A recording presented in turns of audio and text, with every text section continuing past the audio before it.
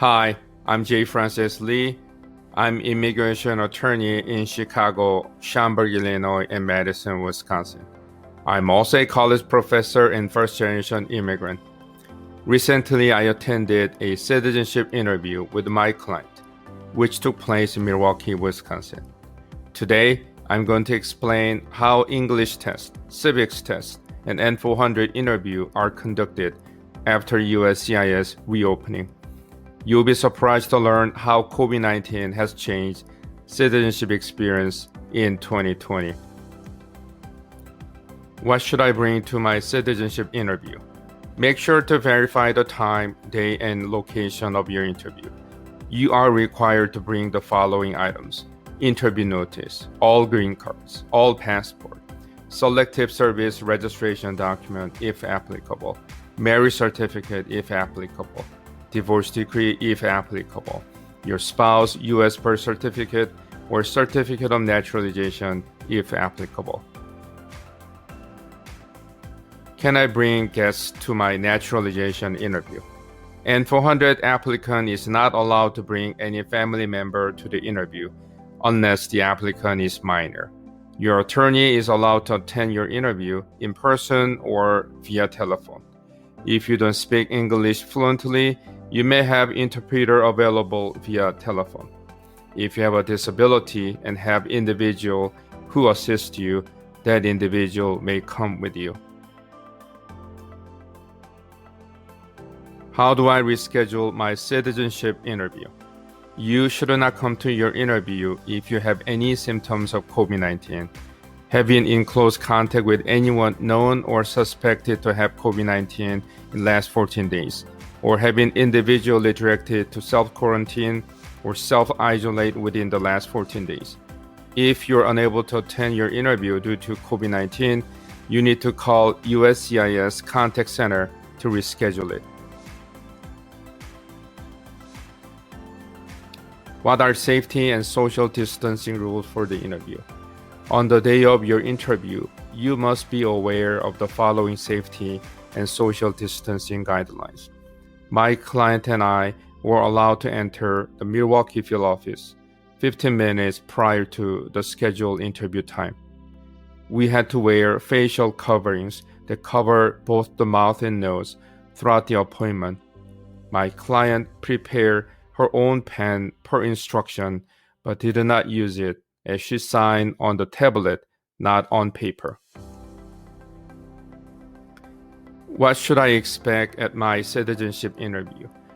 Once we are allowed to enter the building, I presented interview notice to a security officer. My client and I had to read COVID-19 safety questions and answer no to them.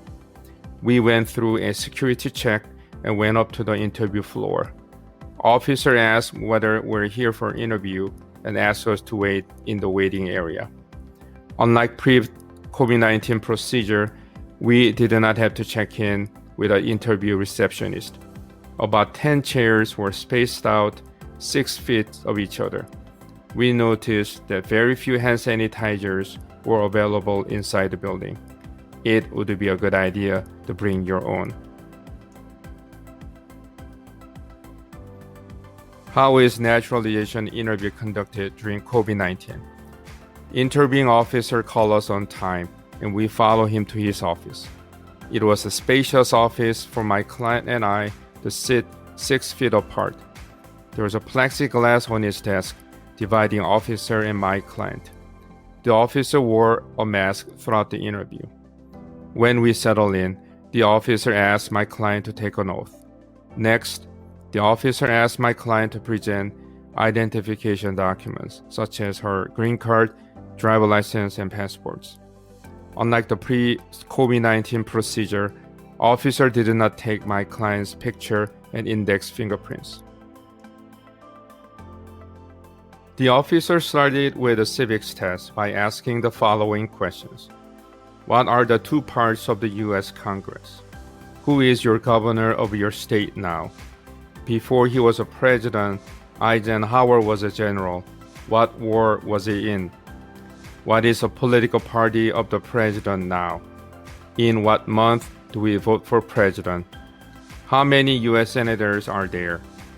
My client correctly answered the first 6 questions and easily passed the civics test.